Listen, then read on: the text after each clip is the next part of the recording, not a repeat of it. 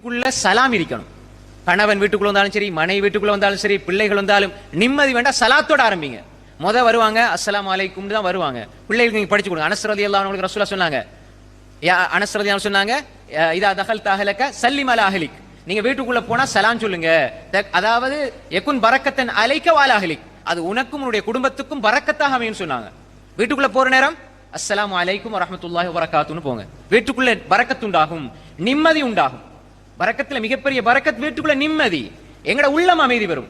நீங்க எங்க பிரச்சனை இருந்தாலும் வீட்டுக்குள்ள வந்தா உள்ளம் அமைதி பெறுதானே. இந்த உள்ளம் அமைதி வீட்டுக்குள்ள கிடைக்கலன்னா வேற எங்க கிடைக்கும்? வீட்டுக்குள்ள அமைதி கிடைக்கலண்டா வேற எங்க தான் கிடைக்கும் சொல்லுங்க பாப்போம். அல்லாஹ்வுடைய மாளிகையில கிடைக்கும். எல்லா நேரமும் அல்லாஹ்வுடைய மாளிகையில இருக்கலுமா? ராவிக்கு வெளியே கொண்டு கதவை மூடி அனுப்பி விட்டுருவாங்க. அப்ப எங்க வரணும்? வீட்டுக்கு தான் வரணும். அன்புக்குரிய சகோதரிகளே, தாய்மார்களே, சலாம். இப்ப நிறைய பேர் என்ன செய்வாங்க, காண்ட்ராக்ட் அஸ்ஸலாமு அலைக்கும் அஸ்ஸலாமு அலைக்கும் அஸ்ஸலாமு அலைக்கும் சொல்லுவாங்க. உலகத்துக்கு முழுக்க ஊருக்கெல்லாம் சலாம். வீட்டுக்குள்ள வந்தா போனை எடு, டீயை ஊத்து, காப்பியை ஊத்துன்னு வருவாங்க. பாக்குறோமா இல்லையா? அப்ப உலகத்துக்கு சலாத்தை கொடுக்கிறோம், வீட்டுக்கு சலாத்தை கொடுக்க இல்ல. சலாத்தை, சாந்தியை, சமாதானத்தை, நிம்மதியை வீட்டுல இருந்து ஆரம்பிக்கணும். நீங்க உங்களோட பிள்ளைகளுக்கு சொல்லுங்க, ஸ்கூல் முடிஞ்சு பிள்ளை வருதா அஸ்ஸலாமு அலைக்கும் சொல்லிட்டு வாங்க.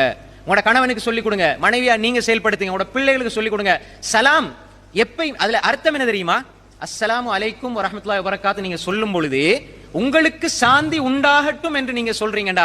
கணவன் மனைவியை பார்த்து, மனைவி கணவனை பார்த்து இது சொல்லும் பொழுது உண்மையில இது ஒரு மிகப்பெரிய துவா.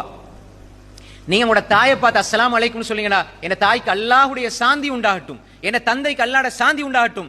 நீங்க இஸ்லாம் எப்படி சொல்லி தருது? நீ எவ்வளவு பெரிய எதிரியை சந்திச்சாலும் சலாத்தை சொல்லுண்டா. நண்பனுக்கு அநியாயம் செய்ய சொல்லுமா? பக்கத்து வீட்டுக்காரனுக்கு அநியாயம் செய்ய சொல்லுமா? உம்மாக்கு அநியாயம் செய்ய சொல்லுமா? பாப்பாக்கு அநியாயம் செய்ய சொல்லுமா? நீங்க ஒரு எதிரியை கண்டா கூட அஸ்ஸலாமு அலைக்கும் பேச்ச ஆரம்பிங்க. அப்படின்னா உனக்கு சாந்தி உண்டாகட்டும். எதிரிக்கே சலாத்தை இஸ்லாம் கொடுக்குதுண்டா, சொந்த தாய்க்கு அநியாயம் செய்ய சொல்லுமா? சொந்த வீட்டுல அநியாயம் செய்ய சொல்லுமா? அப்ப எனவே சலாம் என்பது, திக்ர் என்பது வீட்டுக்குள் இருந்தால் வீட்டுல நிம்மதி உண்டா.